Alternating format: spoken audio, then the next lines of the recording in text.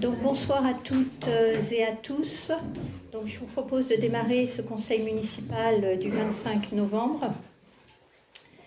En tout premier, donc suite à la démission du conseiller municipal Alexandre Affre, donc nous avons la colistière suivante sur la liste, donc Alexandra Brissard, qui à partir de maintenant peut siéger au conseil municipal.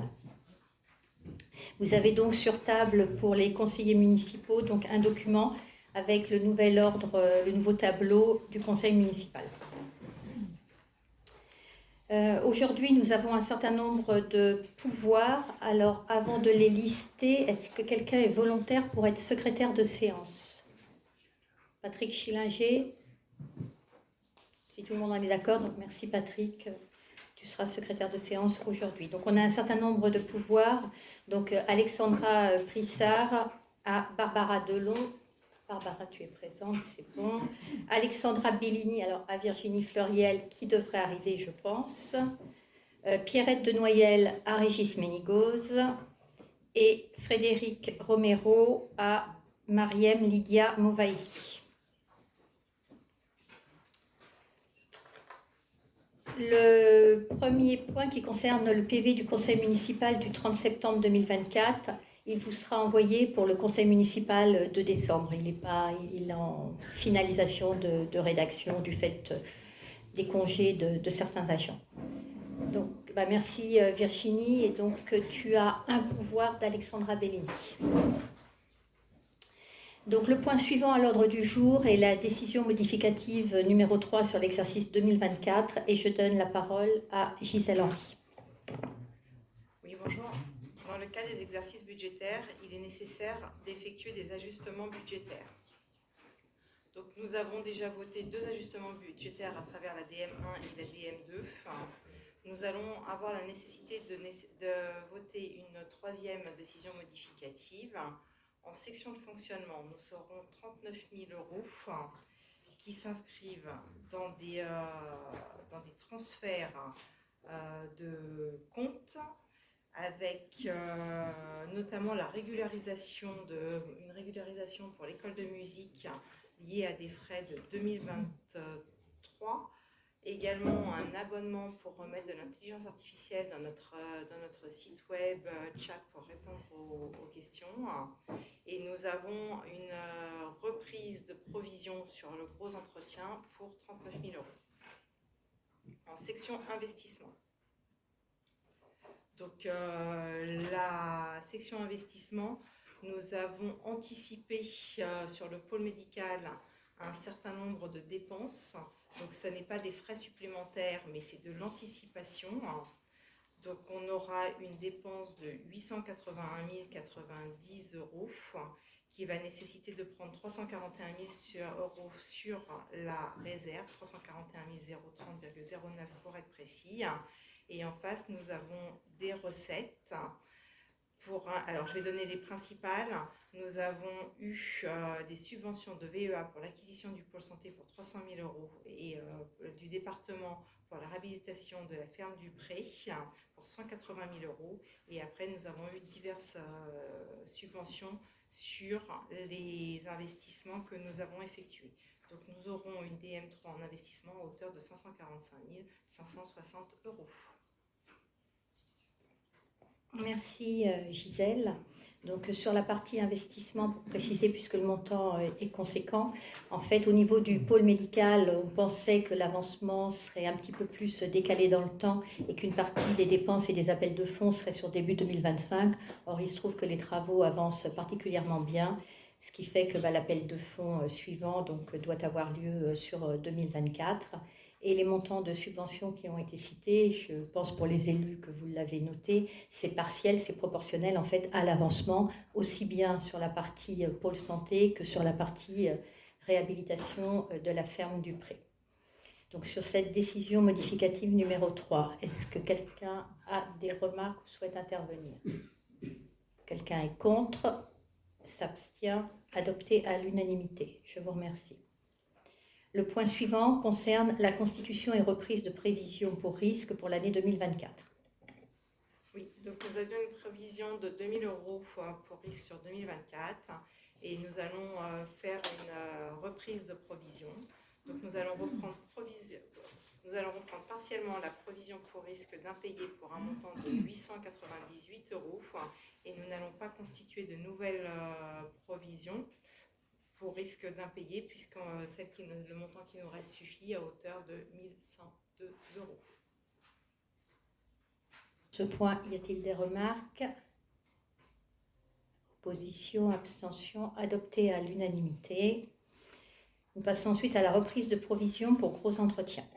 Alors, comme je l'ai précisé tout à l'heure dans le cadre de la DM3, nous allons faire une reprise sur provision à hauteur de 39 000 euros qui s'explique par des provisions anciennes qui avaient été passées en 2013, 2014, 2015 et grâce au travail de notre service finance qui suit ces choses-là, ces provisions n'ont plus lieu d'être. Donc ça va pouvoir être intégré dans notre budget et on fait une reprise de provision. Donc une rentrée de 39 000 euros qui était précédemment provisionnée. Y a-t-il des remarques? Adopté à l'unanimité. On continue donc sur le sujet financier avec l'admission en non-valeur des pertes créances irrécouvrables. Oui, alors les pertes en non-valeur, elles sont notifiées par la trésorerie. Donc le trésorier municipal nous a présenté un montant de 95,90 euros, donc, et 90 centimes, merci Véronique, pour lesquels tous les moyens de poursuite ont été épuisés. Donc il convient d'inscrire en admission en non-valeur la somme de 95,90 euros. Et pour rappel, en 2023, la somme était de 1 942,83 euros. Donc c'est pareil, le travail des services de relance sur les impayés montre son efficacité. Y a-t-il des remarques? Adopté à l'unanimité. Nous allons maintenant passer aux autorisations d'engagement et de mandatement des dépenses d'investissement avant le vote du budget primitif 2025, puisque comme vous le savez, le budget ne sera voté qu'à la fin du premier trimestre ou début avril 2025. Il va bien falloir que la ville continue à engager un certain nombre de dépenses dans les premiers mois. C'est tout l'objet de ce point. Oui, donc pour les élus qui ont vu ça dans les réunions de préparation, vous pouvez être un petit peu étonné de la présentation qui est différente. C'est tout simplement parce que cette semaine, on a eu la trésorerie qui nous a demandé, qui nous a signifié qu'il ne fallait plus travailler par compte, mais par chapitre. Donc aujourd'hui, c'est un affichage par chapitre. Après, les montants globaux n'ont pas changé. Donc on vous demande d'autoriser Madame le maire à pouvoir engager sur le premier trimestre 2025 9 875 euros au titre du D20, 210 103 euros au titre du D21 et 64 758 euros au titre du chapitre D23, ce qui représente une somme totale de 284 736 euros. Donc bien évidemment, c'est une somme maximum qui peut être engagée, basée sur les dépenses en investissement du budget 2024. Il ne s'agit pas de dépenser l'intégralité, c'est uniquement pour les urgences de fonctionnement. Si par exemple il y a une chaudière qui tombe en panne, qui a besoin d'être remplacée avant qu'on ait voté le budget, par exemple. Certains investissements qui sont en cours, qui demandent des dépenses. Est-ce qu'il y a des remarques sur ce point? Adopté à l'unanimité. Et on va donc passer à la modification de la PCP pour le pôle santé. Oui, alors la PCP avait été établie avec l'étalement des dépenses qui étaient prévues sur le pôle santé. Comme on l'a évoqué tout à l'heure, nous avons avancé un certain nombre de travaux.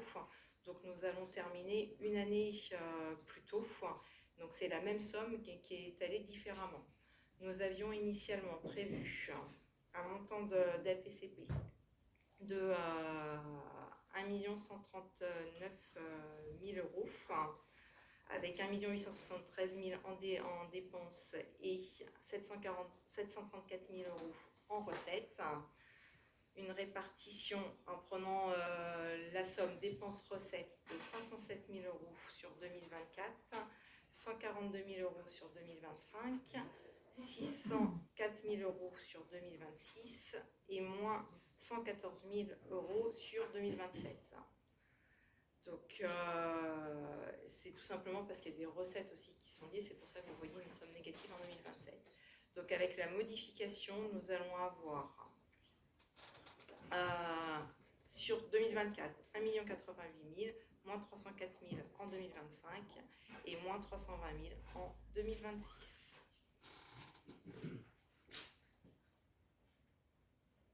Cette nouvelle répartition des montants de l'APCP pour le pôle médical, y a-t-il des remarques? Et donc adopté à l'unanimité, je vous remercie.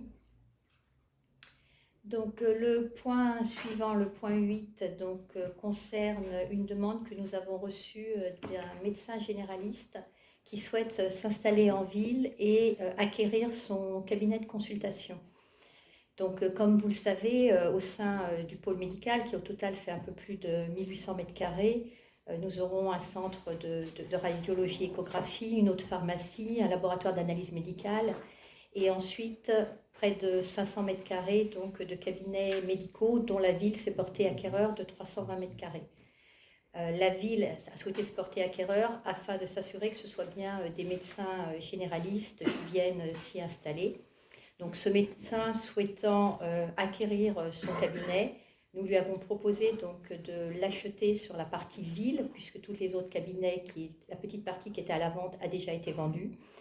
Et donc, le cabinet sera d'une superficie de 24,56 m², c'est-à-dire 19,09 m² de cabinet et un prorata de 5,47 m² pour la salle d'attente, avec donc un certain nombre de tantièmes pour les espaces communs, à la fois du lot maison médicale et des parties communes.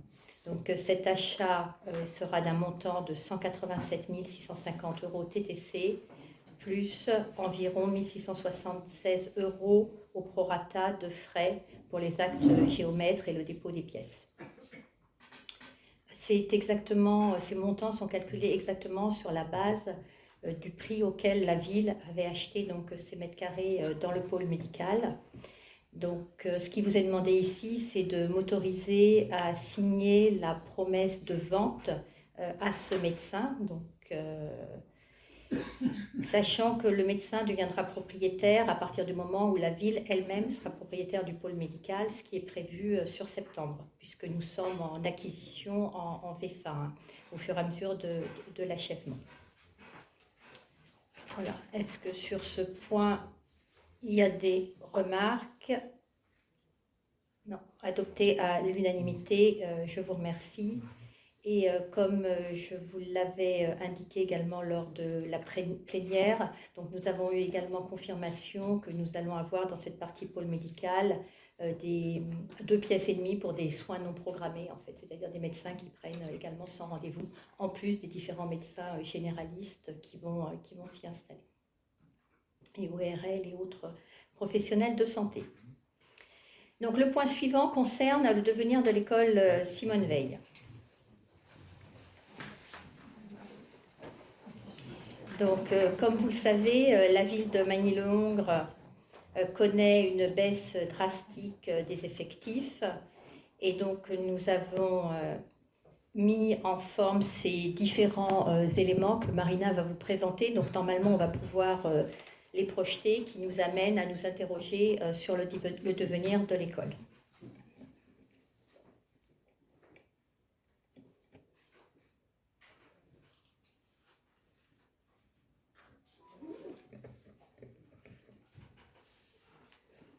Bonsoir. Je vais vous présenter les éléments de contexte sur la ville et sur le groupe scolaire, et puis les différentes hypothèses qui ont pu être abordées lors des différents conseils d'école qui ont eu lieu à Veil et à Fauvet.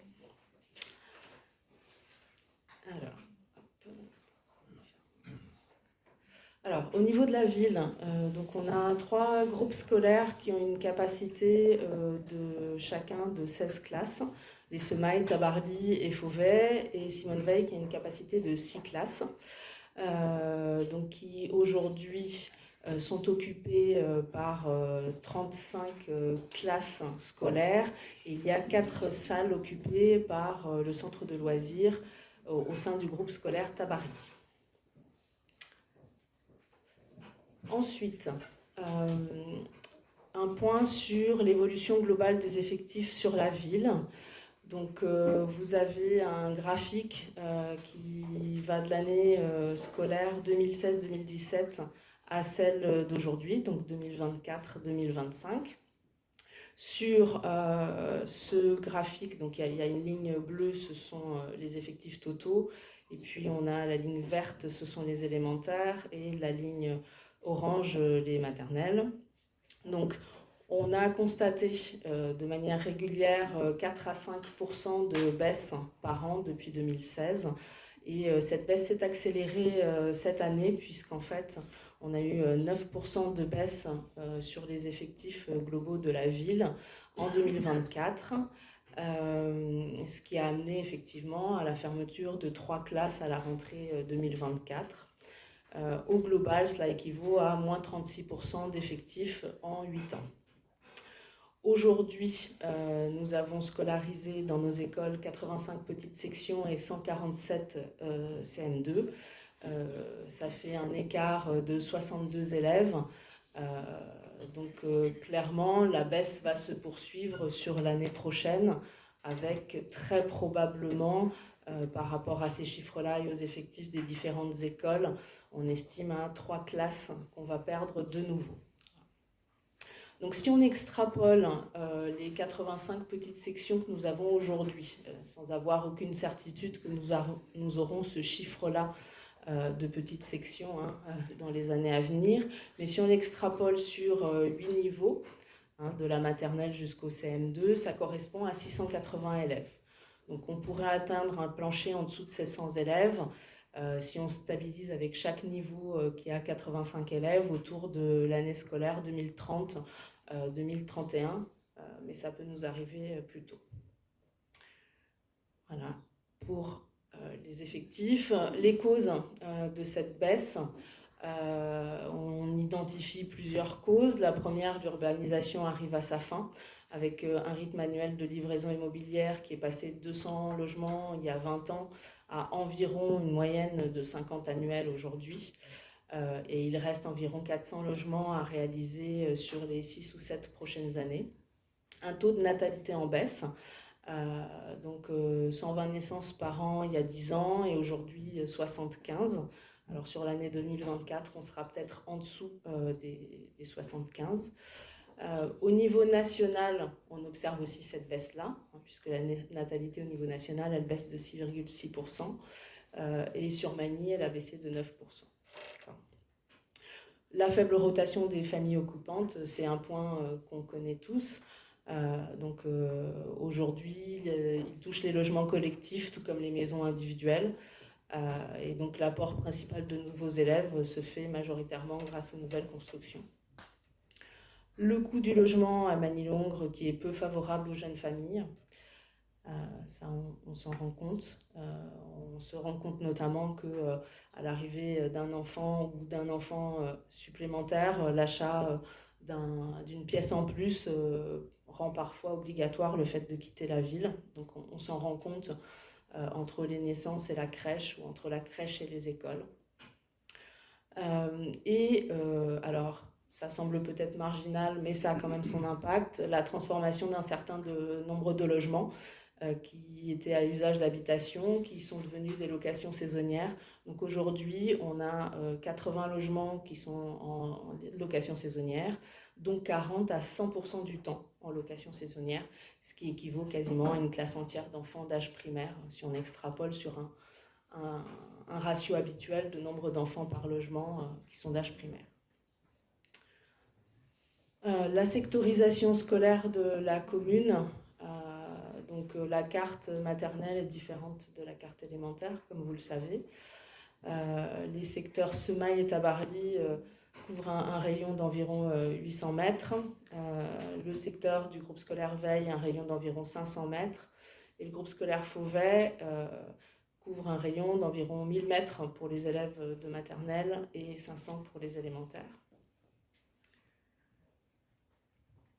Alors, les futurs programmes immobiliers sur la ville. Donc, aujourd'hui, on a un programme CRH 11 Bouygues de 86 logements, dont 40 accessions, 20 logements intermédiaires et 26 logements sociaux, qui est prévu en livraison en décembre 2024 sur le secteur du groupe scolaire Veille en élémentaire et du groupe scolaire Fauvet en maternelle.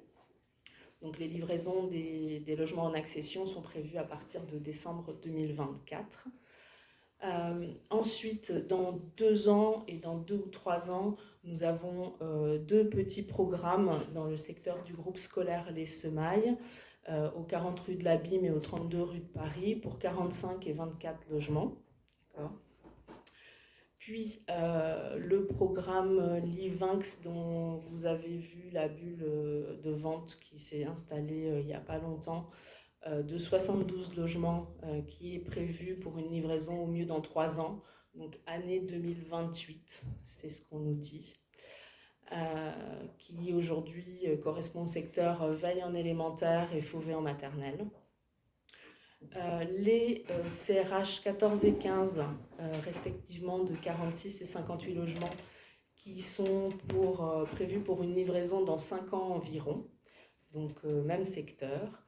Et le CRH 9, qui a une particularité, ce sont 40 logements, mais 25 logements en béguinage, donc pour des seniors autonomes. Voilà. Livraison dans 5 ans environ, également dans la même zone. Alors, cette évolution des effectifs du groupe scolaire Veille, nous l'avons présentée vendredi aux parents de l'école. Ça me permet de zoomer sur le groupe scolaire. Donc, le groupe scolaire a ouvert en 2015 avec 4 classes. Je n'avais pas forcément noté l'effectif, mais il est passé à 5 classes en l'année scolaire 2016-2017. A connu un pic en termes d'effectifs sur l'année scolaire 2019-2020 à 128 élèves. Et donc les 5 classes ont pu être maintenues jusqu'à 2020-2021. À partir de l'année scolaire 2021-2022, on est passé à 4 classes et donc les effectifs sont en baisse depuis l'année 2019-2020. Avec un sursaut sur l'année 2023-2024 qui correspond à la livraison des 114 logements du CRH 10 et CRH 12, donc de Mathieu Barre et le premier Bouygues, qui, voilà, malgré les enfants qui étaient dans ces logements-là, nous ont permis juste un petit sursaut dans les effectifs. Et on est resté à 4 classes. Aujourd'hui, donc, on a un chiffre de 77 élèves pour 4 classes et une livraison à venir de 86 logements sur ce secteur-là, donc le CRH 11, le programme Bouygues 2. Pourquoi nous sommes à 4 classes ? Nous sommes à 4 classes parce qu'au niveau de l'éducation nationale, nous avons été entendus par rapport à la livraison du programme CRH 11, de manière à ne pas mettre l'école en difficulté pendant l'année avec l'arrivée de ces enfants sur 3 classes uniquement. Voilà. Ensuite, une pyramide des âges du secteur veille pour vous montrer en fait l'évolution en termes d'effectifs sur le secteur.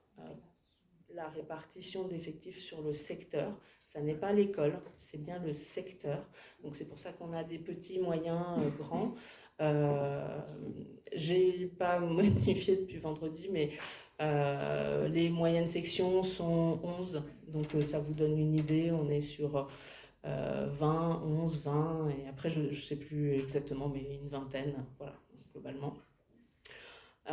Donc on est quand même ces dernières années plutôt aussi sur une décroissance par tranche d'âge. Alors, aujourd'hui, si on rentre dans le détail de cette année-ci, cette année scolaire 2024-2025, À la rentrée 2024, donc, on a eu 77 élèves et on a 4 classes en prévision de la livraison. Vous avez le détail par niveau qui est précisé. La livraison du CRH 11, comme je vous l'ai dit tout à l'heure, démarre en décembre. Alors, on a fait une estimation qui est une règle de 3 par rapport aux livraisons des 114 logements de Mathieu Barre et Bouygues 1, par rapport au nombre d'enfants qui étaient arrivés et qui étaient allés en élémentaire à Veille, en maternelle à Fauvet, et puis les quelques fratries du coup qui avaient suivi en élémentaire à Fauvet. Donc on a pris les chiffres réels sur ces 2 programmes-là. On les a extrapolés avec une règle de 3, rien de sorcier, sur les 86 logements du CRH 11. Et ça nous donnerait effectivement 17 élémentaires potentiellement arrivés à Veille sur cette logique-là. Aujourd'hui, on a 3 enfants déjà scolarisés sur ces 17-là. Donc ça fait 14 nouveaux arrivants potentiels. Donc c'est le chiffre que nous avons annoncé à l'Éducation nationale de pouvoir, permettant de maintenir la 4e classe sur cette année scolaire-ci. Donc ça donne 91 élèves. Alors, pour vous donner quelques éléments, au mois de décembre, il va y avoir les livraisons, donc on n'a pas forcément beaucoup de visibilité. Sur l'accession, on a aujourd'hui, donc ce que je vous disais, 3 enfants qui sont déjà scolarisés dans l'école.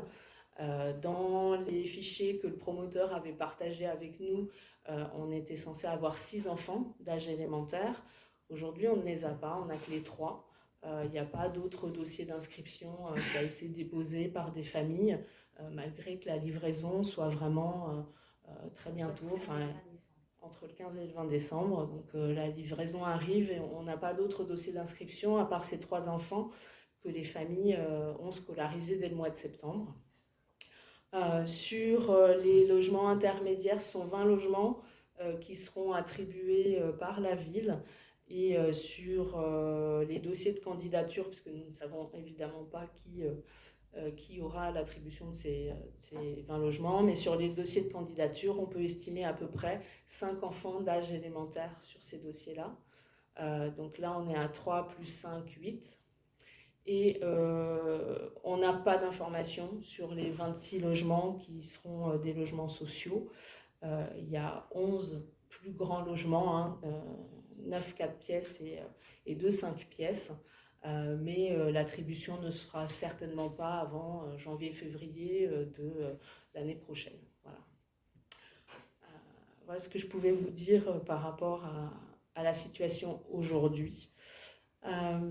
Donc, par rapport à cette situation, et notamment aux estimations qui sont faites à la projection future, 3 hypothèses ont été soumises.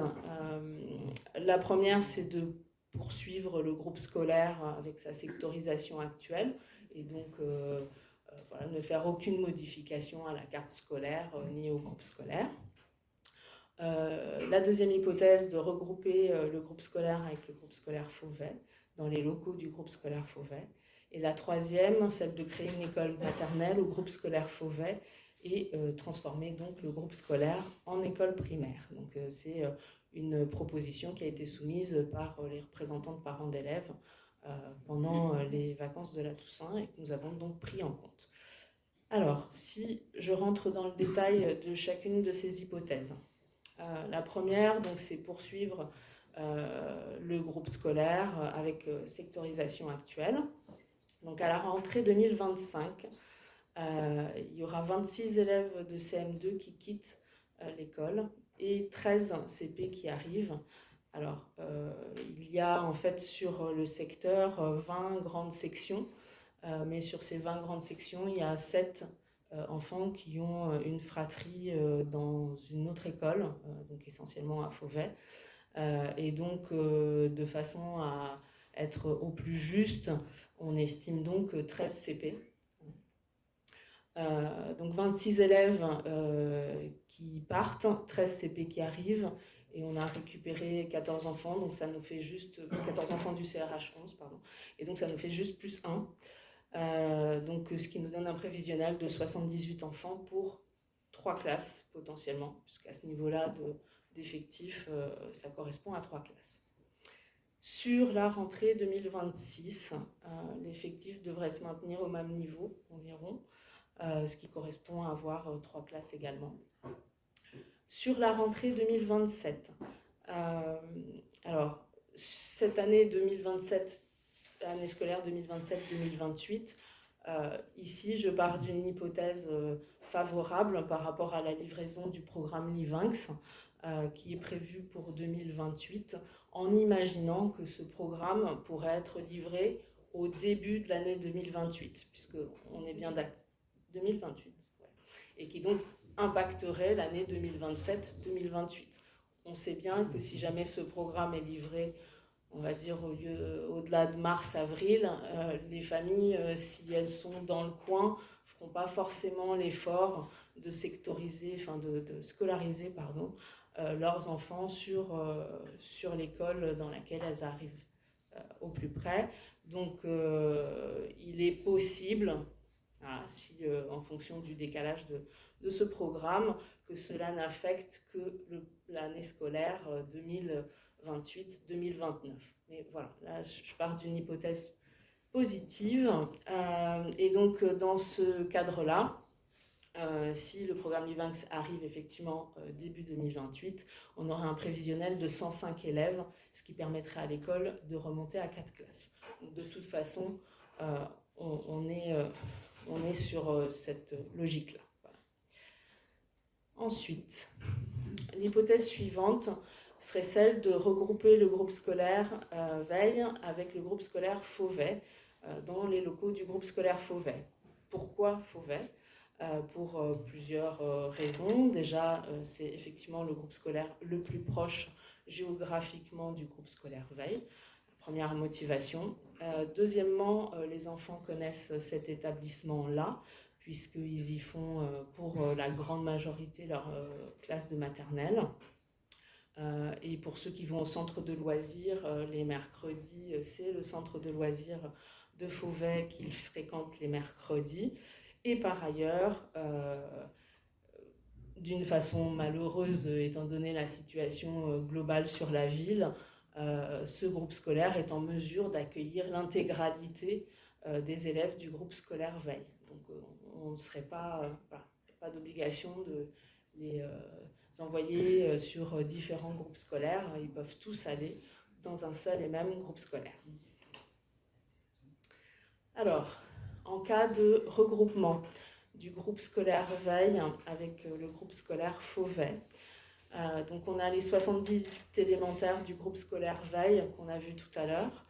Il y a 125 maternelles du groupe scolaire Fauvet et 178 élémentaires du groupe scolaire Fauvet qui aujourd'hui est à 8 classes sur la partie école élémentaire et qui clairement, au vu de ces effectifs-là, passera de toute façon à 7 classes à la rentrée 2025. Donc on est sur un total de 256 élémentaires, les 78 plus les 178, pour un total de 15 classes, donc 5 classes en maternelle et 10 classes en élémentaire, donc pour 256 élémentaires. Et pourquoi 10 classes en élémentaire ? Parce que 3 classes de Veille et 7 classes de Fauvet. Le regroupement n'augmente pas le nombre de classes. Il aurait pu, mais en l'occurrence, ce n'est pas le cas. On additionne et on obtient autant de classes que ce qu'il y avait dans la somme des deux groupes scolaires. Ensuite, à la rentrée 2026, il n'y a pas d'impact particulier, en fait. On perd effectivement des élémentaires, puisque la cohorte de CM2 est plus importante que celle des niveaux en dessous. Donc, on resterait à 15 classes au vu de ce type d'effectif. Et à la rentrée 2027, une fois encore, si on part de l'hypothèse relativement positive que le programme Livinx est livré en début d'année 2028 et impacte donc l'année scolaire 2027-2028, à ce moment-là, on aurait 16 classes dans le groupe scolaire, avec un ajout de 13 maternelles et 18 élémentaires. Voilà pour l'hypothèse 2. Pour l'hypothèse 3, donc je vous ai dit que c'était effectivement une demande d'analyser ce cas-là qui a été faite par les représentants de parents d'élèves pendant les vacances de la Toussaint, l'objectif étant d'accueillir au sein du groupe scolaire Veille des classes maternelles de petits, moyens et grands. Donc ce qui équivaut à transformer l'école élémentaire en école primaire sur 6 niveaux, sur 6 classes et 8 niveaux, pardon. Aujourd'hui, il m'est difficile de vous donner un chiffre pour les petites sections à venir, parce que vous savez, en fait, les services contactent les crèches, les assistantes maternelles, demandent aux familles de remplir des petits papillons. Donc on a eu un retour, je crois, de 37 papillons au total, quelque chose comme ça. Mais pour l'instant, on n'a pas vraiment de grande visibilité. Je crois qu'il y a 13 enfants du secteur veille dans les petites sections, mais je ne saurais pas vous dire si ce chiffre-là va se confirmer ou pas. Les demandes des dossiers d'inscription, on les fait en général pour la fin de l'année calendaire. On est très en avance par rapport à d'autres villes qui demandent plutôt pour mars, avril. On essaye toujours d'avoir les chiffres au plus tôt, mais ça n'est pas forcément évident parce que les parents se projettent en général assez peu aussi en avance par rapport à une rentrée de septembre. Donc si on regarde les enfants qui aujourd'hui sont scolarisés en maternelle et qui sont du secteur veille, donc dont l'habitation correspond au secteur veille, ils sont au nombre de 51, donc il y a 20 petites sections, 11 moyens et 20 grands. Donc ce qui équivaudrait, on va dire, si on avait des effectifs à peu près de ce type-là, parce que les grandes sections, ce sont ceux qui deviennent les CP, mais imaginons qu'on ait 20 futures petites sections, ça nous ferait à peu près 51 également. Ça voudrait dire un maximum de 2 classes maternelles au groupe scolaire veille, donc 2 classes ou 1,5 en fonction de ceux qui ne voudraient pas forcément quitter le groupe scolaire Fauvet. Donc, ce qui donnerait potentiellement entre 4 et 5 classes à veille en intégrant les maternelles et un impact sur la maternelle Fauvet avec la perte de 1 ou 2 classes. Donc, si ces 2 classes, ils passent de 5 classes qu'ils ont aujourd'hui à 3 classes. Il y a eu un sondage fait par les représentants de parents d'élèves auprès des familles dont les enfants sont scolarisés à veille sur l'intérêt pour cette hypothèse, ainsi qu'auprès des habitants de nouveaux lotissements. Et il y a un intérêt pour cette existence d'une école maternelle à proximité. Ensuite, en termes de possibilités, on a par le passé parlé d'intégration uniquement de grandes sections et c'est certain que c'est plus simple d'intégrer des grandes sections puisque l'école, en termes de toilettes, de cours de récréation, de jeux dans la cour, pourrait être adaptée effectivement à des enfants de cette taille-là. Par contre, pour accueillir des plus petits, petits et moyens, on devrait modifier les WC, ajouter ou modifier la structure de jeu dans la cour de récréation, aussi les lavabos type fontaine, il faut en faire d'autres plus petits. Donc voilà, il y a un certain nombre de travaux à réaliser. Il n'y a pas eu d'analyse détaillée de devis fait par les services techniques dans ce délai-là. Mais par rapport à globalement ce à quoi ça revient, on ne serait pas en mesure de le réaliser sur l'année calendaire 2025. On serait en mesure de le réaliser pour la rentrée 2026. D'accord ? Si on imagine que dans l'entretemps, on intègre déjà des grandes sections où il n'y a pas forcément d'adaptation nécessaire. Vous avez vu qu'on a aujourd'hui 11 moyennes sections du secteur veille. Et donc, sur ces 11 moyennes sections, forcément, certains ont des fratries. Et donc, on aurait entre 5 et 10 enfants de grande section qui pourraient intégrer l'école Simone Veil pour la rentrée 2025.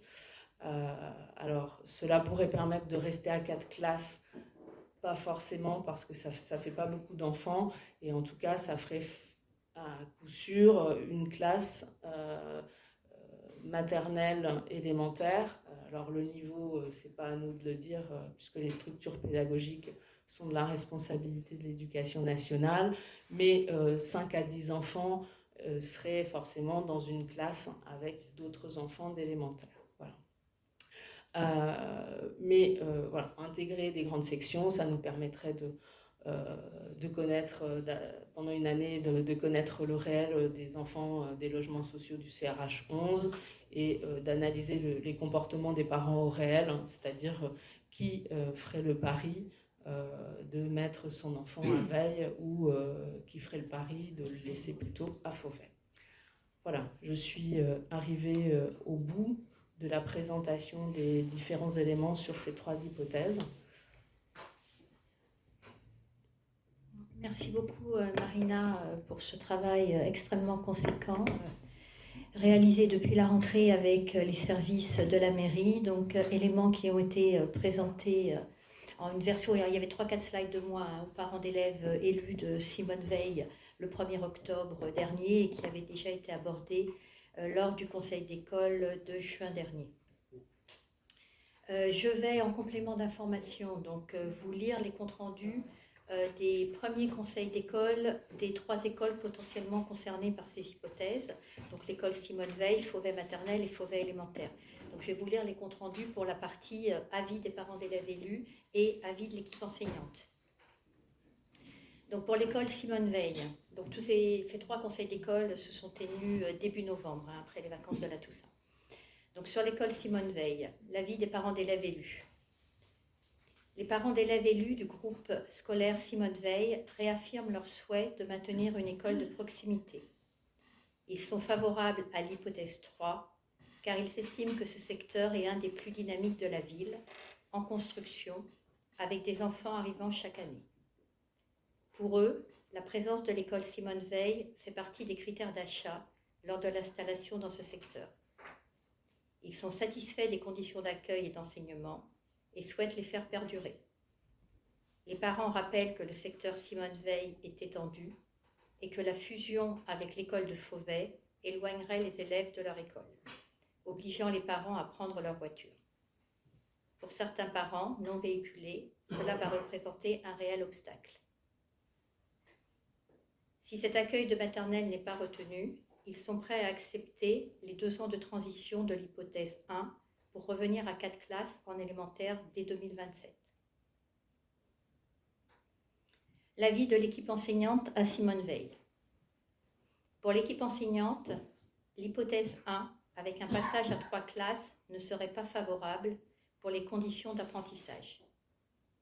Cela entraîne des doubles, voire des triples niveaux. Des enfants vont avoir plusieurs fois le même enseignant au cours de leur scolarité. Passer à 3 classes leur ferait perdre du dynamisme, des projets et des interactions entre les élèves. L'équipe enseignante est favorable à l'hypothèse 3 avec un accueil des élèves de maternelle uniquement si cela peut se faire dès la rentrée 2025. Elle a bien conscience des problèmes budgétaires de la mairie, mais l'accueil d'une dizaine d'élèves de grande section en 2025 questionne sur la structure des classes et sur un double niveau avec des élèves de maternelle qui seraient les seuls de l'école. Si l'hypothèse 2 est retenue, l'équipe prend en considération qu'il y aura l'ouverture de classes à Charles Fauvet et que les enseignants devront participer au mouvement. En conclusion, si la commune s'oriente vers la conservation des 4 écoles de secteur, cela aura des effets bénéfiques sur les élèves, des écoles plus calmes, des adultes plus disponibles, moins de problématiques entre les élèves. Si la commune s'oriente vers des structures plus grandes, il y aura aussi des avantages, des écoles plus dynamiques, plus de possibilités de structures de classe et moins de double niveau. En ce qui concerne Fauvet maternelle, les enseignants exposent leur point de vue. Ils soulignent dans un premier temps que l'ouverture de classes maternelles à Simone-Veil entraînerait une baisse du nombre de classes à la maternelle Charles Fauvet, qui aurait plusieurs conséquences. Des classes multiniveaux non choisies, sachant qu'aujourd'hui l'équipe enseignante a fait des choix pédagogiques concernant la répartition des élèves de petites sections, afin d'assurer leur sécurité affective et de travailler à l'autonomie des moyennes sections et grandes sections. Les élèves de petites sections sont répartis avec des élèves de moyennes sections et de grandes sections. Les doubles niveaux sont choisis par l'équipe enseignante et non subis comme dans une petite structure.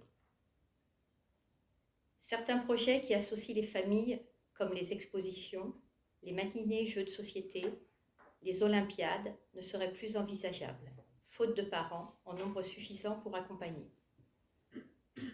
La dynamique pédagogique impulsée en maternelle et avec l'école élémentaire risque d'être ralentie. Les équipes sont soudées et solidaires. L'équipe enseignante n'est pas favorable à un départ des élèves de maternelle vers l'école Simone-Veil. Les représentants de parents d'élèves s'interrogent sur la pérennité à plus ou moins long terme de l'école Veil, sur les coûts pour la commune du maintien du fonctionnement du bâtiment, les coûts en personnel, et s'inquiètent du devenir de la maternelle Fauvet. Une représentante, sectorisée Veil, dont l'enfant est en petite section, affirme que même si l'école Veil est plus proche, elle choisirait la continuité des 3 années de maternelle à Fauvet, où la scolarité de son enfant est commencée. Pour Fauvet élémentaire, les enseignants donnent leur point de vue. Ils soulignent dans un premier temps que l'ouverture de classes maternelles à Simone-Veil entraînerait une baisse du nombre de classes à Charles Fauvet. Actuellement, les doubles niveaux sont choisis par l'équipe enseignante et non subis comme dans une petite structure. Ils ont constaté que la continuité pédagogique dans le cadre de la liaison grande section CP a levé les appréhensions chez ces élèves en début d'année de CP. Connaissant les lieux et les enseignants, ils étaient rassurés, leur rentrée a été sereine. Certains projets qui associent les familles, comme les expositions, les rencontres sportives, ne seraient plus envisageables, faute de parents en nombre suffisant pour accompagner. La dynamique pédagogique impulsée en élémentaire avec l'école maternelle risque d'être ralentie. Les équipes sont soudées et solidaires. L'ensemble de l'équipe enseignante n'est pas favorable au départ des élèves de Simone-Veil vers leur école de secteur. Les parents soulignent le dynamisme retrouvé sur les écoles Charles Fauvet, qu'elles souhaitent voir perdurer. Ils craignent des fermetures de classes en élémentaire si les classes de maternelle partent à Simone-Veil. Ils s'y opposent donc. Donc, en plus de ces avis de parents d'élèves élus lors des conseils d'école, nous avons également avec Marina Patrick un certain nombre d'élus présents, donc reçu les parents, conviés l'ensemble des parents de Simone-Veil à une réunion publique vendredi dernier, donc où certains points ont été précisés et que Marina, comme s'y engagée, va vous restituer. J'essaie de vous faire une synthèse des avis qui ont été exprimés lors de cette réunion vendredi. Donc, concernant l'hypothèse 1,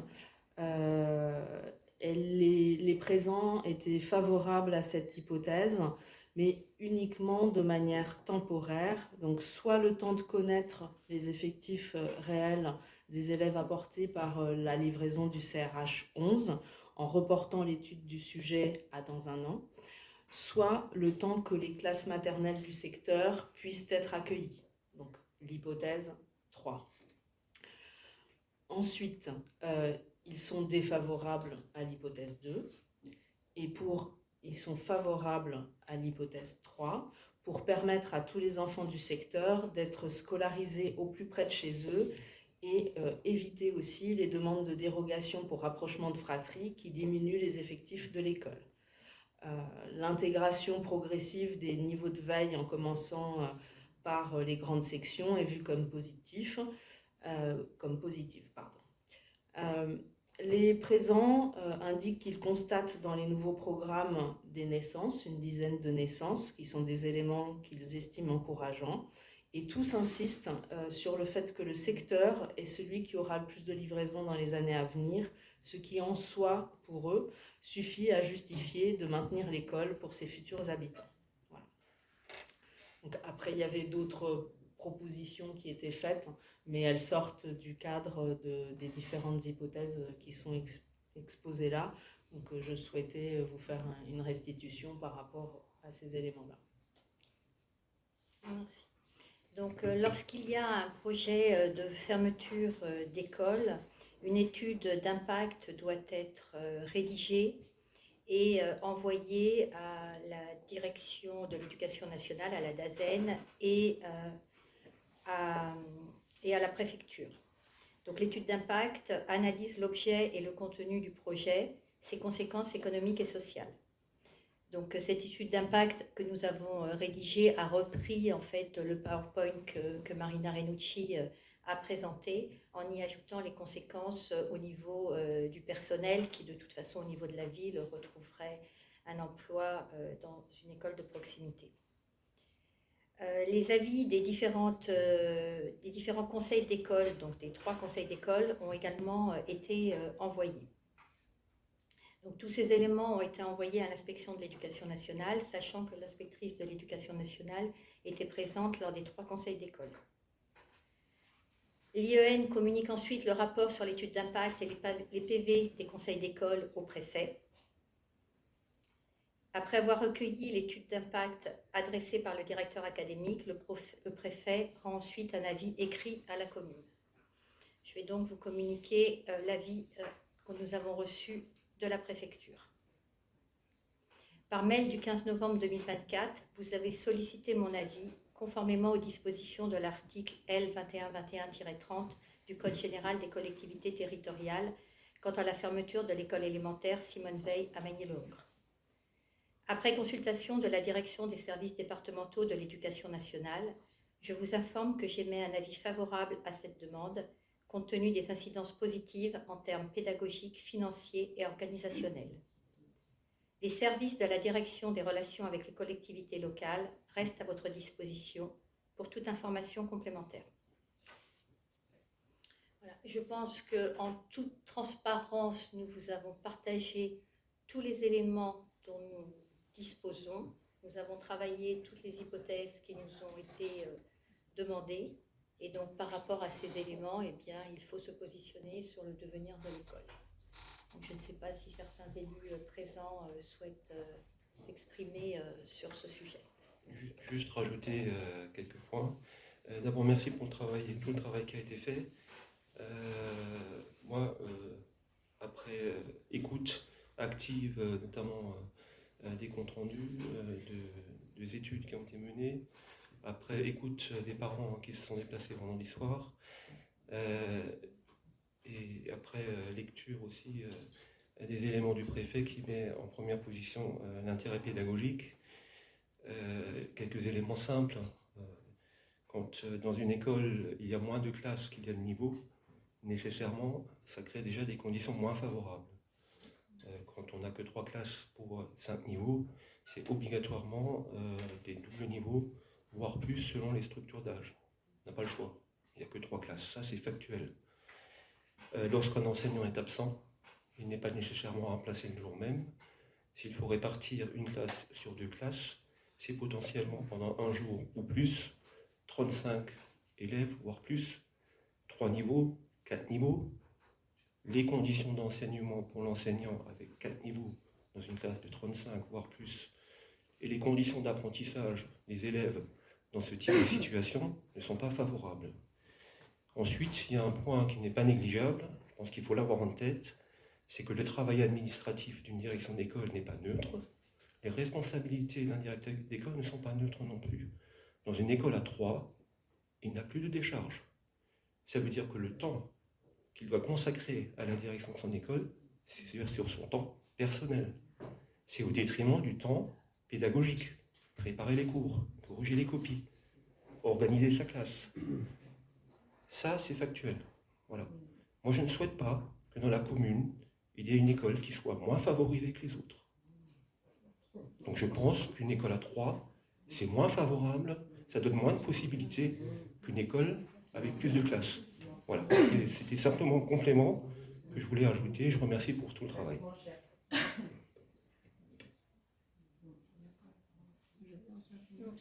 Oui, Gisèle, merci.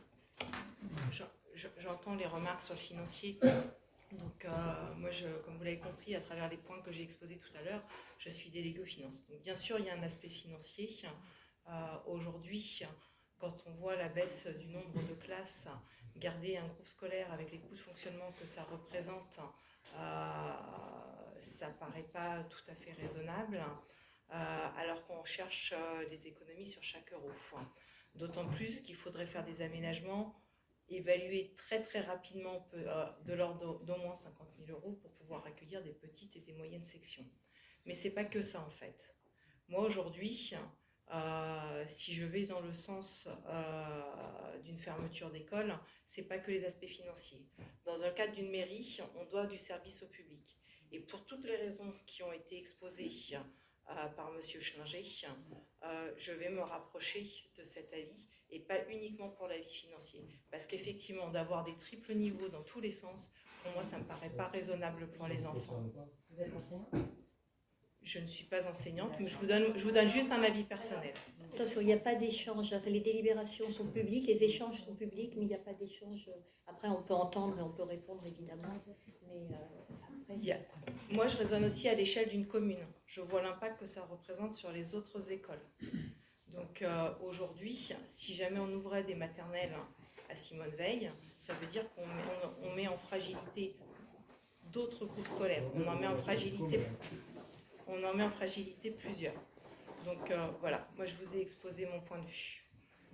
En complément, donc sur l'aspect financier qu'a évoqué Gisèle, je précise que dans l'étude d'impact qui a été envoyée à l'IEN, tout comme dans les conseils d'école, et donc les documents qui étaient envoyés au préfet, il n'y a absolument mention d'aucun élément financier. Ce qui est mentionné, c'est le nombre l'effectif en fait sur la ville, le nombre d'établissements et l'impact au niveau du personnel et si on avait été concerné au niveau des transports. Il n'y a absolument aucune donnée financière qui figure dans ce document. Est-ce que d'autres élus souhaitent s'exprimer ? Pascal. Bon, Pascal et puis après Patrick. Merci. Bonsoir. Donc comme on va voter tout à l'heure, moi je voulais vous expliquer pourquoi j'allais voter pour la deuxième hypothèse. Pour plusieurs raisons qui font suite à mon expérience personnelle. Donc la première, c'est la dynamique qui est plus importante dans une école plus grande.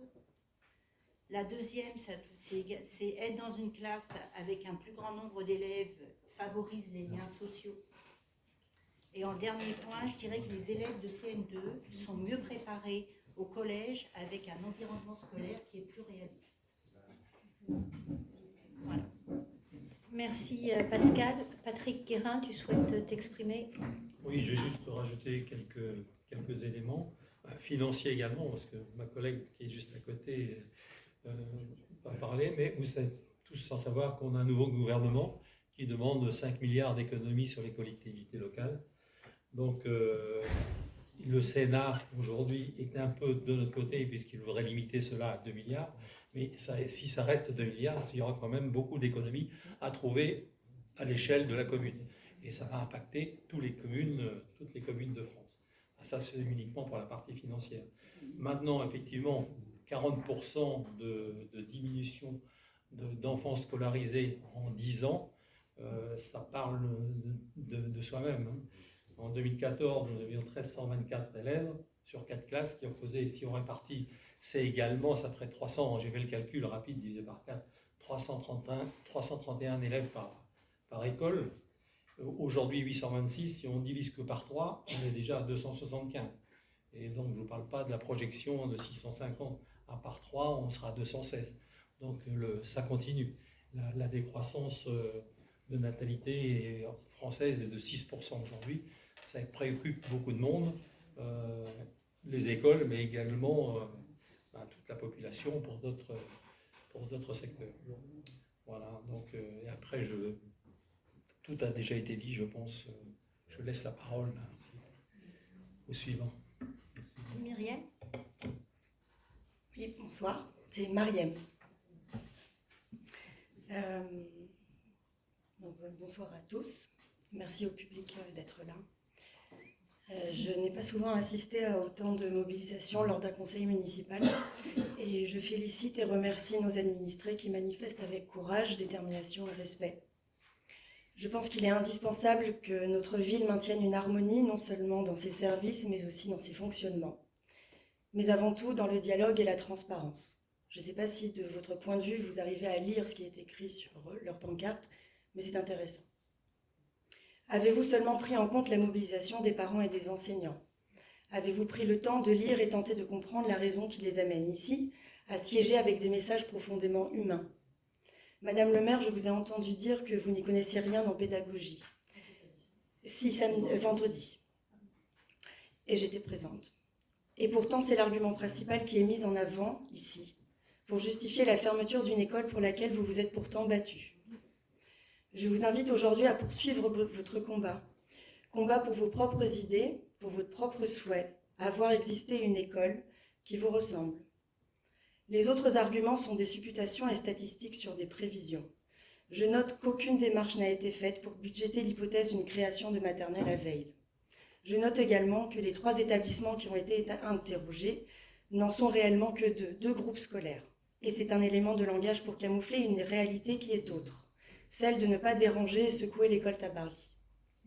Il aurait fallu, puisque Tabarly contient 50% d'élèves provenant du quartier Veil, de la solliciter tout autant.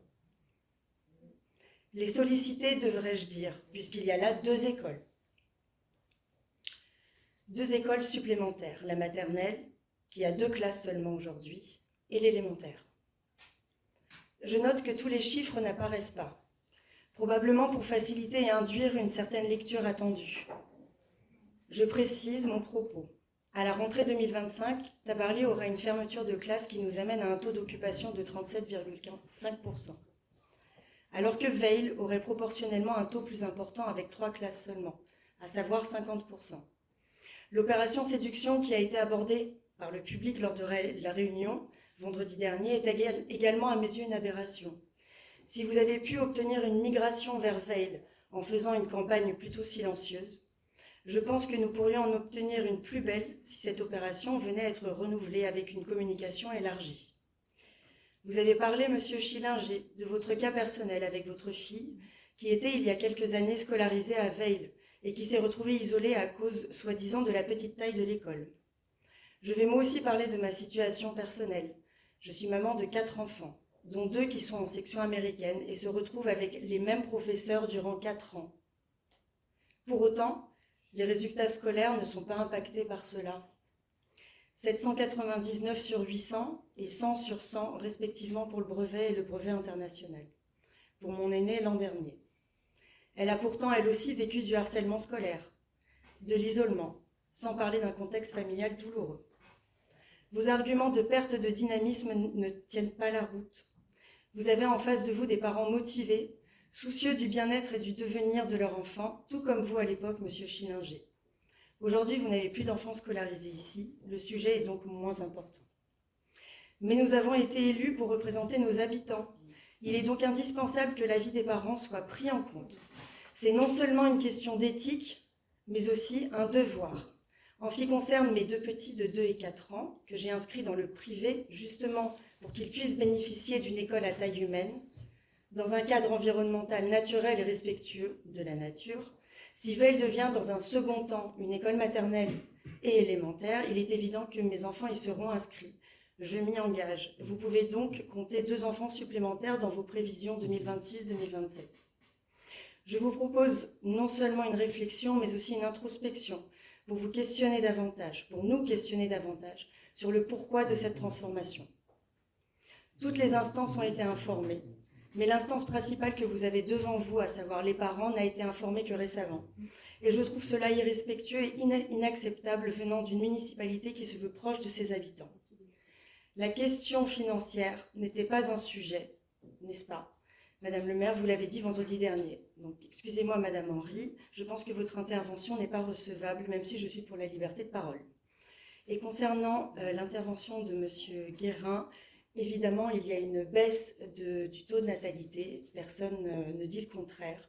Mais je pense que l'axe des écoles Veil, Fauvet et les Semailles est plus intéressante qu'un axe qui est plus éclaté avec Tabarly, qui de toute façon sera fermé d'ici 2 ou 3 ans. Voilà, je vous remercie d'avoir écouté.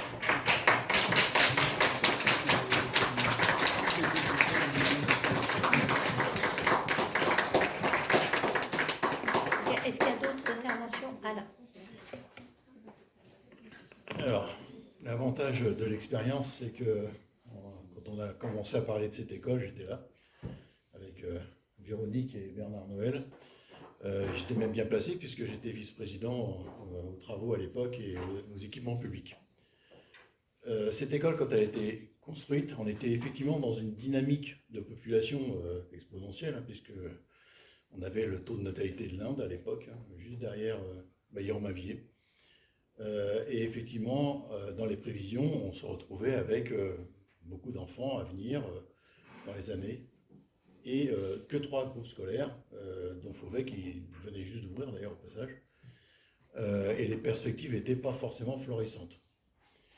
Cette école a été créée non pas pour être une école à terme, mais pour être une école qui va absorber, qui était là pour absorber dans 10, 12, peut-être 15 ans, un surplus de population, un surplus d'enfants.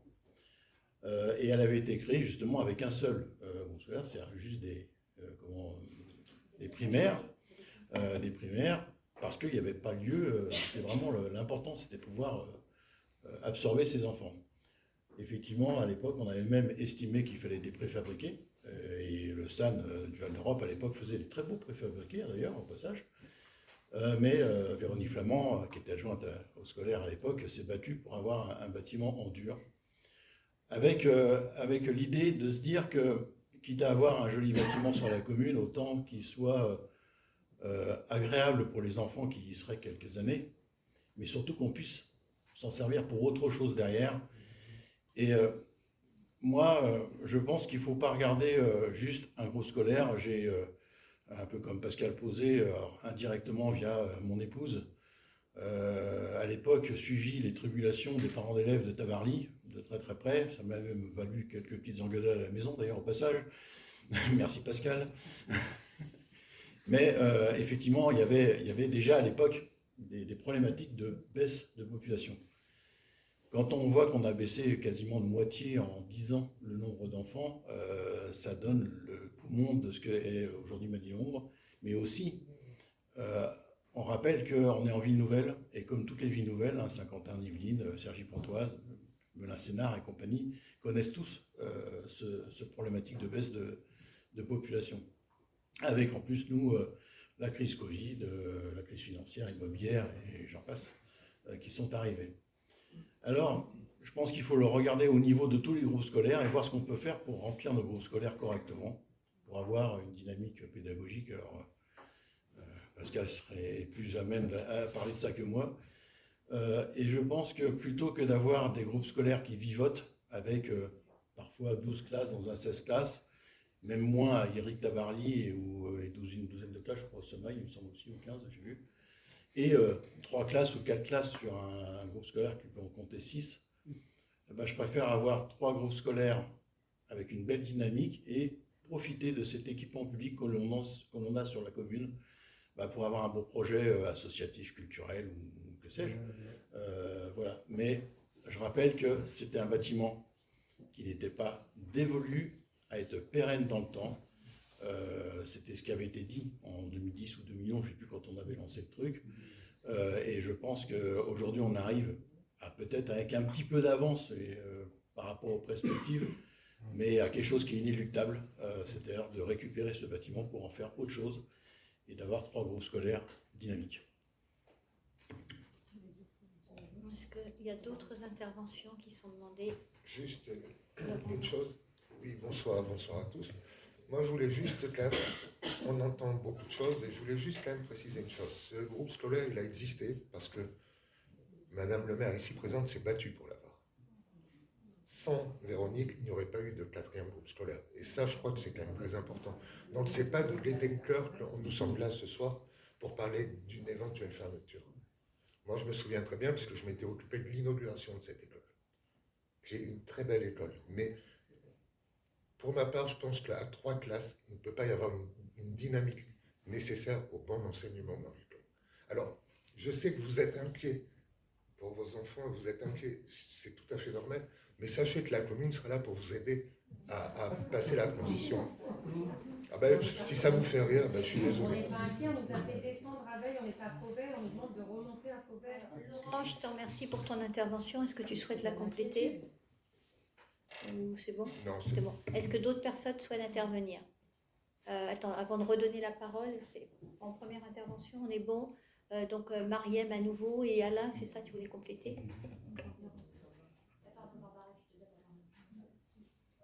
Bonsoir tout le monde. Pour avoir connu la création de Simone Veil et les déboires qu'il y a eu au départ, je ne vais pas épiloguer sur tout ce qu'on a dit depuis le début. Je vais juste dire 2 mots. Il y a le cœur et il y a la raison. Barbara, on me disait que François voulait la parole. Je n'ai pas entendu ce que tu as dit à la fin, excuse-moi. Juste 2 mots. Il y a le cœur et il y a la raison. Le cœur, je n'ai pas envie de l'avoir partir, de l'avoir fermé, mais il y a la raison qui me fait penser le contraire. Oui, c'est un peu la même chose. Hein. Donc moi, je suis une nouvelle élue. C'était mon premier mandat. Et effectivement, les premières actions au niveau développement durable qu'on a eues, c'est sur Simone Veil avec Madame Drapier. Et tout ça pour dire qu'effectivement, il n'y a pas de plan écrit sur la fermeture de Simone Veil, même si on sentait très bien depuis quelques années les effectifs baissés et que cette question survenait par instant. Et là, effectivement, il y a des moments où il y a l'heure des choix. Et les chiffres, malheureusement, sont factuels.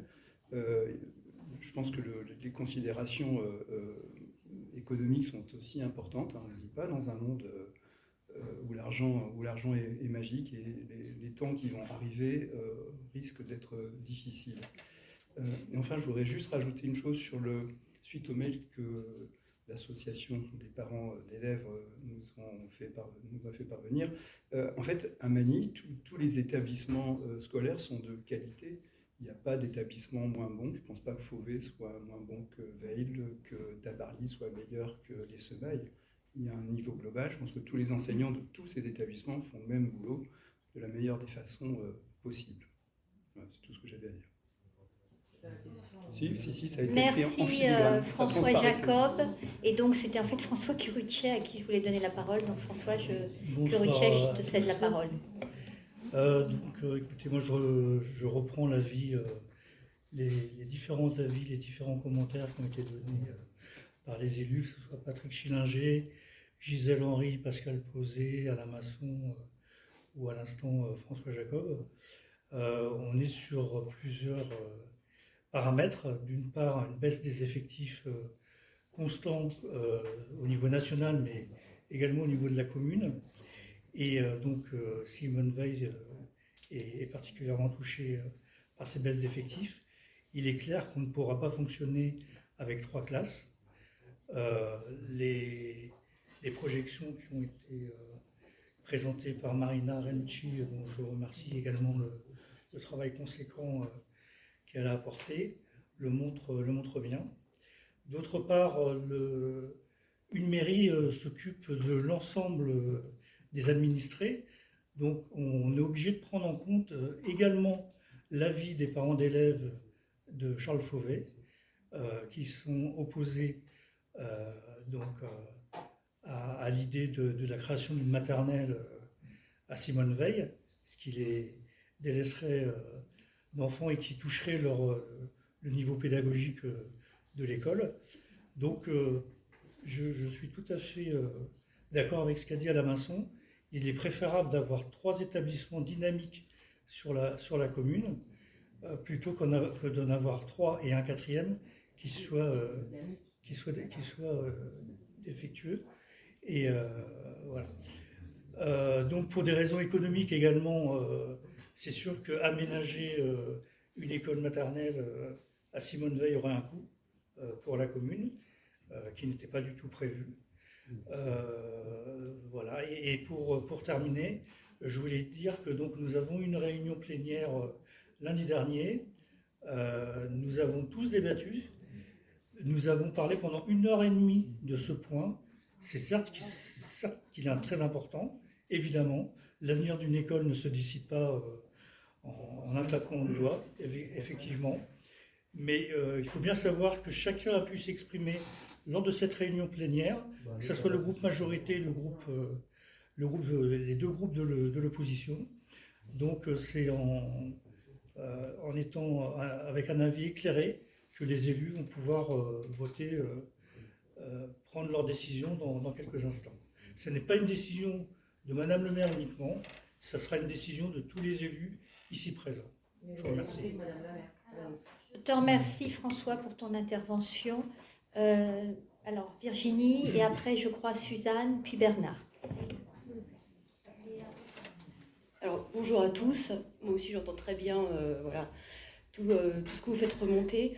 C'est vrai que la plénière, moi au début j'étais un petit peu hésitante, la plénière m'a vraiment ouvert les yeux. Moi je parle pas trop sur l'aspect financier comme Gisèle, même si ça reste très important au niveau d'une mairie. Pour le coup, moi je pense plus au bien-être des enfants. J'ai 3 enfants voilà, bon, qui ont fait toute leur scolarité à Charles Fauvet, bon, qui est une très bonne école. Hein. Ils ont 16, 20 et 22, donc voilà, ils font des belles études, ils réussissent. Et en fait, moi, ce qui me choque un petit peu, c'est ce côté d'école Simone-Veil qui n'est pas adapté pour accueillir des maternelles. Je pense qu'avoir que 3 classes, faire du double niveau, moi je me souviens que quand mes enfants étaient scolarisés, la seule chose que je voulais, c'est qu'ils ne soient pas en double niveau. Voilà, j'avais des angoisses par rapport à ça.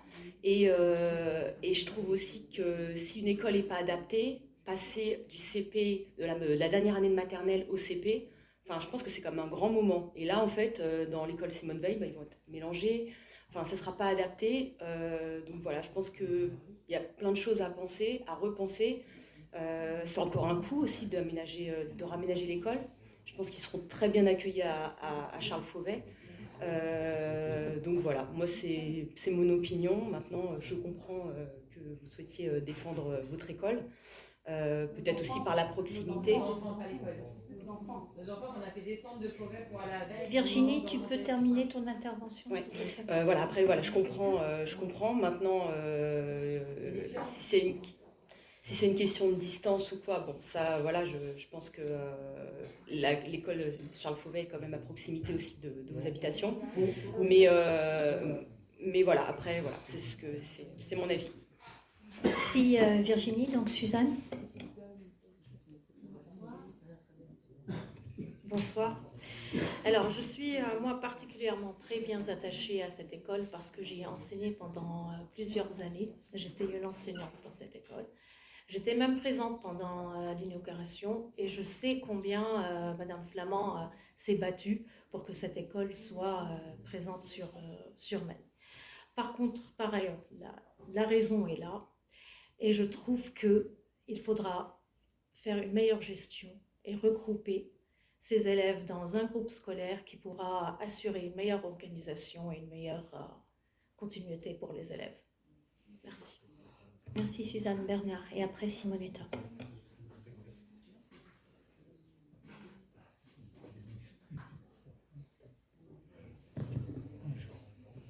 Bonsoir. L'histoire des villes nouvelles, elle est écrite dans tous les secteurs de la vie nouvelle.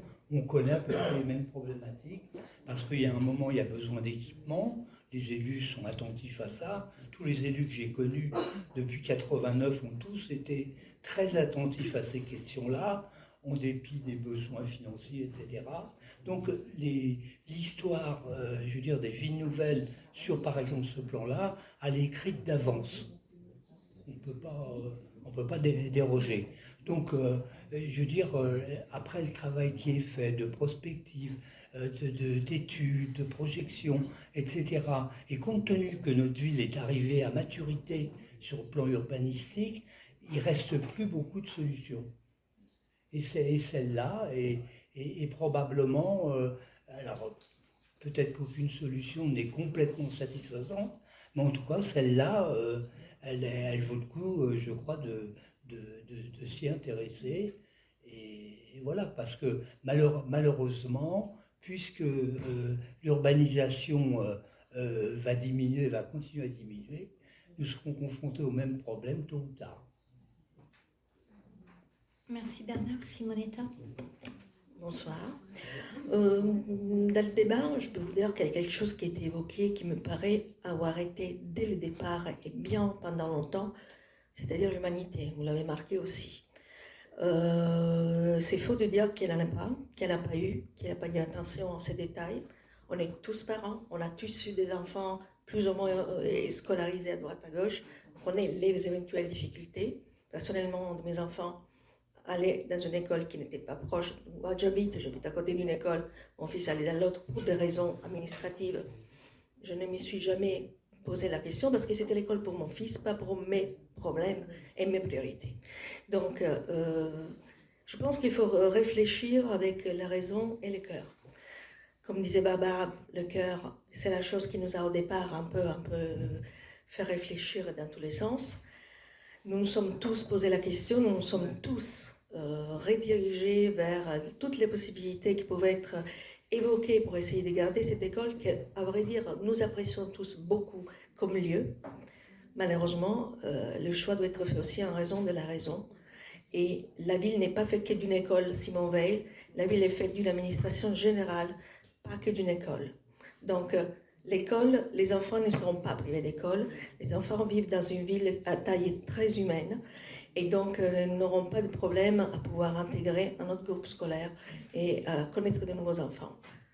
Voilà, c'était simplement ça. L'humanité existait dès le départ et tout le temps dans nos discussions. Merci.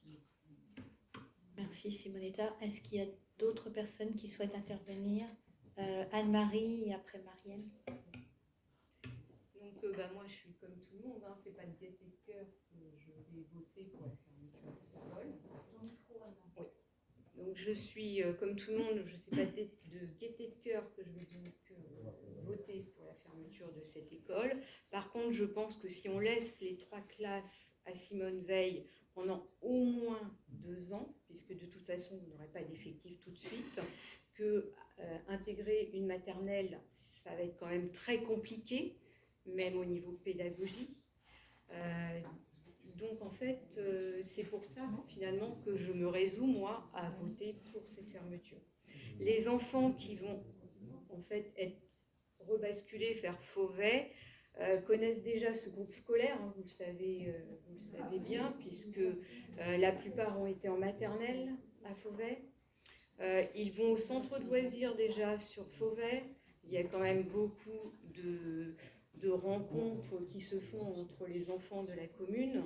Donc les enfants ne vont pas être perdus, ils vont même retrouver d'autres copains qu'ils avaient éventuellement en maternelle, puisqu'on a quand même des enfants qui sont restés sur le groupe de Fauvet, qui sont sectorisés veille. Voilà. Merci Anne-Marie. Mariam et puis après Claude alors. Mariam. Oui, je voulais préciser qu'il ne s'agit pas de sauver Veil pour sauver Veil. Il s'agit pour moi d'étudier dans des temps adaptés les différentes solutions qui, à mon sens, n'ont pas tous été mis sur la table. Et en ce qui concerne les arguments contre une école à peu de classes ou avec des doubles niveaux, je pense qu'on peut faire confiance aux enfants, à leur capacité d'adaptation et justement aux compétences des enseignants. Donc c'est pour moi, ce sont 2 arguments qui ne sont pas valables. Donc Claude et puis après Valérie.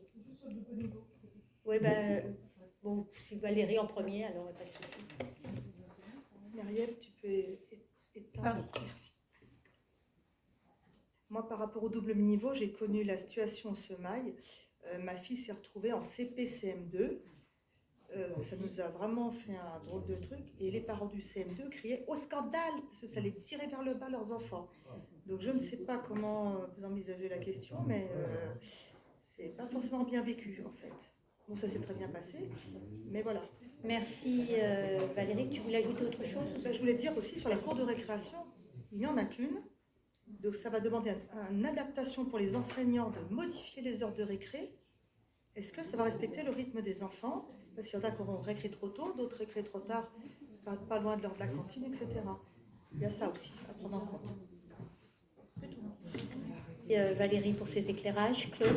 Bonsoir à tous. Bon, j'ai bien entendu dire toutes les idées, toutes les options qui ont été données, mais je remercie surtout le travail qui a été fait par Bernard Renucci, par l'équipe aussi, parce qu'il y a quand même eu beaucoup d'échanges envers tous les acteurs, et quand même, et les parents, oui, effectivement. Et on regarde la décroissance des naissances sur le territoire et sur la commune. Le plus raisonnable, il est que les 3 classes viennent rejoindre un groupe scolaire pour avoir une meilleure dynamique. Voilà pour ma part. Merci Claude. Est-ce que d'autres personnes souhaitent intervenir? Alain, pardon. Je voulais redonner on parlait de ville dynamique tout à l'heure. Ce matin, j'échangeais sur ce sujet avec un de mes meilleurs amis qui est M. Chevalier à Céris, premier adjoint. Il me disait qu'en 4 ou 5 ans, alors qu'eux, ils ont pris 2 à 3 000 habitants, ils avaient une hausse de 50 enfants dans les écoles. C'est tout. Ça veut dire ce que ça veut dire. C'est une tendance certaine. Très bien. Est-ce que toutes les interventions ont eu lieu? Mariem, et après je pense que ce sera la dernière intervention. Merci. Oui, on sait tous que les écoles vont fermer et qu'on sera à 2 écoles à terme sur Magny-le-Hongre. Là où moi je vous invite à repousser l'échéance, à de nouveau porter avec courage, comme vous avez pu le faire Madame Renucci l'année dernière avec Madame Flamand, le projet à 4 classes. Aujourd'hui, il sera à 3 classes, mais pour une année seulement. Je vous invite à le faire, pas parce que ça me plaît de le faire et de venir contester ici votre décision qui est déjà prise, mais c'est pour prendre le temps qui est nécessaire. Tout est précipité. On est dans un temps d'accélération, en effet, et on se dirige tous droit dans le mur, quel que soit le domaine qu'on aborde. Mais l'humain, la famille, doit rester quand même au cœur de notre société. Voilà. On a fait le tour des interventions. Très bien. Donc, la question que je dois vous poser, c'est savoir si vous êtes favorable donc pour la fermeture de l'école Simone Veil. Est-ce que certains d'entre vous s'opposent? Madame Movaidi, est-ce qu'il y a d'autres oppositions? Des abstentions? Donc la fermeture de l'école Simone Veil est votée à la majorité des conseillers municipaux. Le point suivant, à partir du moment où il y a, ça concerne également les parents, ce point-là, à partir du moment où il y a une fermeture d'école, il y a forcément une nouvelle sectorisation scolaire. Donc il est donc proposé de calquer la sectorisation scolaire des élèves primaires, les élèves élémentaires, pardon, de façon à ce qu'il y ait 3 secteurs sur la ville, donc le secteur des Semailles, le secteur Tabarly et le secteur Charles Fauvet. Sachant, je l'avais déjà dit, que comme ça a toujours été le cas, quand on a modifié la carte scolaire à Magny-le-Hongre, les familles qui sont actuellement dans l'école et qui souhaiteront demander une dérogation adressent un courrier à la mairie et nous les répondrons dès le mois d'avril par rapport à leur demande de dérogation s'ils souhaitent aller sur une autre école. Cela sera valable uniquement la première année pour les enfants qui sont actuellement à l'école Simone Veil. Pour les familles qui arriveront ensuite, leur école de secteur sera automatiquement l'école Charles Fauvet. Donc pour la modification de sectorisation, C'est-à-dire que l'école Charles Fauvet donc, englobe la sectorisation élémentaire de veille. Est-ce que quelqu'un s'oppose, s'abstient, adopté à l'unanimité? Je vous remercie.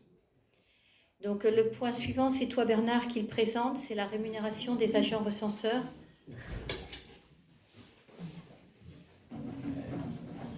Bien. Le recensement général de la population sera organisé du 16 janvier au 16 février 2025.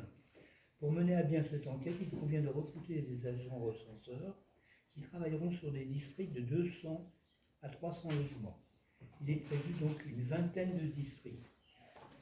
Lors de la dernière opération, il y avait 19 postes d'agents recenseurs. Ces derniers peuvent être des agents privés ou des fonctionnaires. L'INSEE recommande vivement une rémunération résultat. À titre d'exemple, en 2018, il avait été adopté la rémunération suivante. 25 € par séance de formation, 25 € la journée de reconnaissance, 2,20 € le bulletin individuel par habitant, 1,25 € la feuille de logement, 50 centimes la feuille de logement non enquêtée. Les séances de formation, les séances de journée et tournées de reconnaissance sont payées uniquement si elles sont effectuées en dehors du temps de travail. Au regard de l'inflation, du temps de formation et de l'évolution du travail, il est proposé une évolution de la rémunération.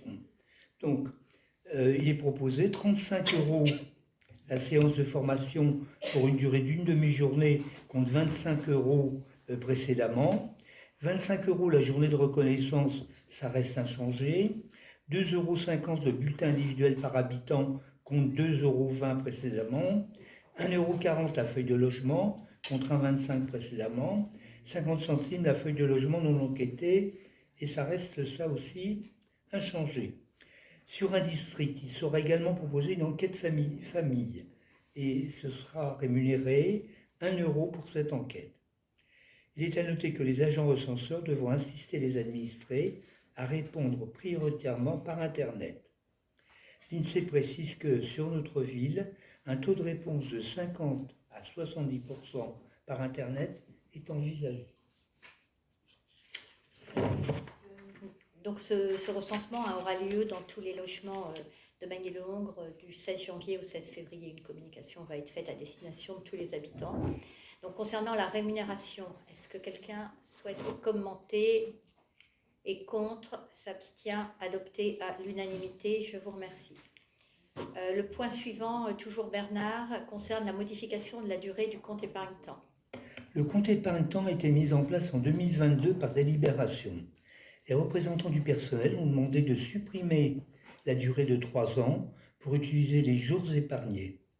Cette modification permettra aux agents de disposer de ces jours sans limite de temps, ce qui n'était pas le cas précédemment, tout en respectant les mêmes autres conditions prévues dans celle de la délibération, soit au maximum de 5 jours de congés annuels.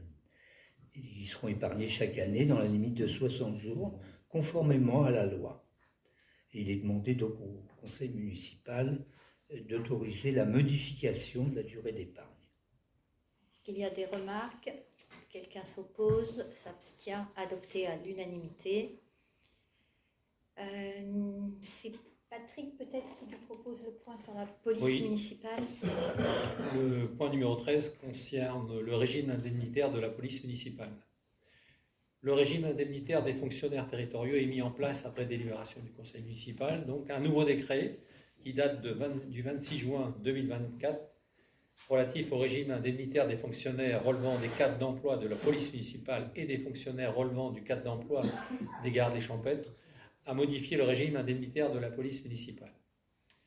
Ce décret stipule que ce nouveau régime indemnitaire doit remplacer les indemnités que percevaient jusqu'à maintenant les policiers municipaux. Ce nouveau régime indemnitaire se compose en 2 parties, une partie fixe et une part variable. Donc il est demandé aux élus de fixer les plafonds de ce nouveau régime indemnitaire, 30% pour le cadre d'emploi des agents de police de catégorie C, 5 000 € maximum annuels pour la part variable de l'indemnité spéciale de fonction et d'engagement. Cette dernière prime est divisée en 2 parties, dont une des 2 parties est versée mensuellement et l'autre annuellement en fonction des crédits inscrits au budget. Donc, voilà. Donc je vous demande de prendre en compte ce changement de régime indemnitaire pour respecter le décret du 26 juin 2024. Respecter le décret, et ce que l'on vous propose aussi, c'est de mettre l'enveloppe maximum possible, sachant qu'ensuite, nous délibérerons pour savoir quel montant sera effectivement versé, notamment sur la partie indemnité spéciale des 5 000 euros. Donc sur ce point, est-ce qu'il y a des remarques? Quelqu'un est contre, s'abstient, adopté à l'unanimité. Le point suivant sur le BAFA, c'est Simonetta ou... La convention formation BAFA. C'est Simonetta ou c'est... Simonetta, donc la parole.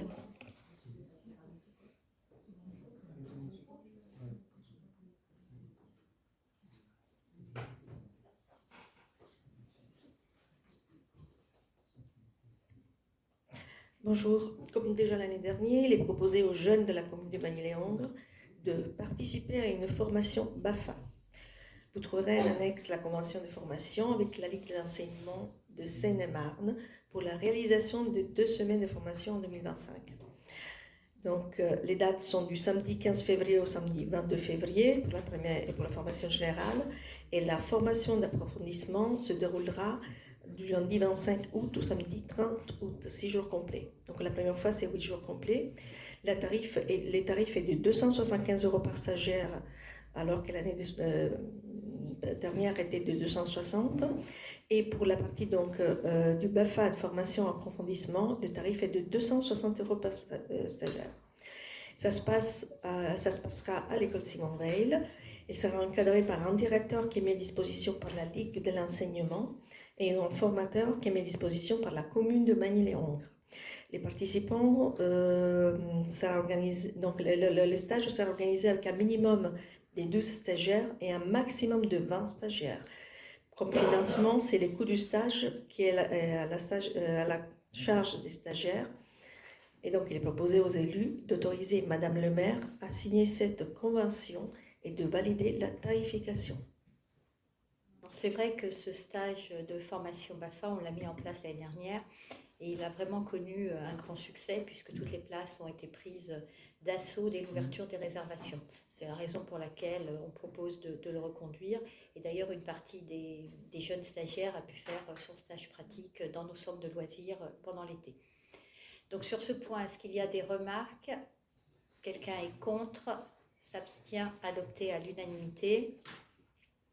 Le point suivant concerne le rapport d'activité de Val d'Europe Agglomération pour l'année 2023. Donc ce document vous a été joint et il vous est demandé d'en prendre acte. Le point suivant, Laurent, concerne l'attribution de places gratuites pour une pièce de théâtre. Bonsoir. Donc le 16 novembre 2024, le service culture de la ville de Magny-les-Hongres a programmé une pièce de théâtre et des places étaient encore disponibles. Donc le CCAS a proposé son quota de places de 10 places. La capacité de la salle étant de 240 places, Madame le maire a proposé d'offrir quelques places non nominatives aux acteurs, aux différents acteurs de la commune. Donc il y a eu des places d'offerte au centre de vie Passerelle, aux présidents d'associations, au conseil des aînés, aux membres du CCDD, aux membres du CCDJ, aux membres de l'association des parents d'élèves et aux acteurs de la vie locale. Le tarif d'une place plein tarif étant de 18 €, au total 55 places, 55 personnes ont bénéficié de ce don. Il est donc demandé à Madame, au Conseil de régulariser cette attribution gratuite de places de théâtre. De toute façon, à partir du moment où le contrat est signé pour que la société de théâtre vienne, il est préférable d'avoir plus de personnes dans la salle. C'est aussi positif et encourageant pour les artistes. Il n'y a pas de coût supplémentaire pour la ville. Et cela nous permet, comme l'a dit Laurent, d'en faire bénéficier des personnes qui s'investissent au quotidien dans différents conseils consultatifs de la ville. Donc, il vous est demandé de régulariser. Donc, bon, je pense que de toute façon, c'est passé. Personne n'est contre ou s'abstient. Je pense qu'on est tous d'accord de toute façon pour offrir ces places si elles restent disponibles à quelques jours de la programmation. Le point suivant, c'est Pascal qui va nous parler du retrait de la commune de Quincy-Voisin du CICES. Alors oui, en effet, lors de la dernière réunion du CICES, donc le CICES, syndicat intercommunal du collège d'Esby, et on m'avait posé la question lors de la plénière, et je sais maintenant que nous avons 6 enfants de Magny qui sont scolarisés sur Esby.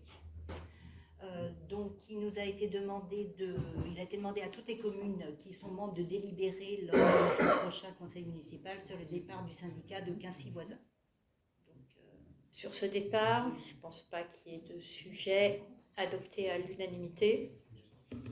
Vous avez ensuite porté à connaissance d'un certain nombre de décisions du maire qui ont été prises depuis le dernier conseil municipal, donc qui concernent essentiellement des passations de contrats pour donc, des pièces de théâtre.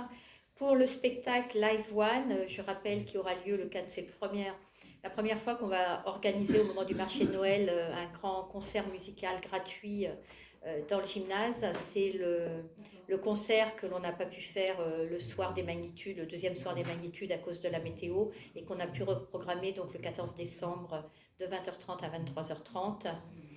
Donc il y a différentes prestations avec des associations également, des virements de crédit de compte à compte, la société A2 Distribution pour la maintenance de distributeurs automatiques, une maintenance de classeurs rotatifs, ça c'est pour le service des ressources humaines.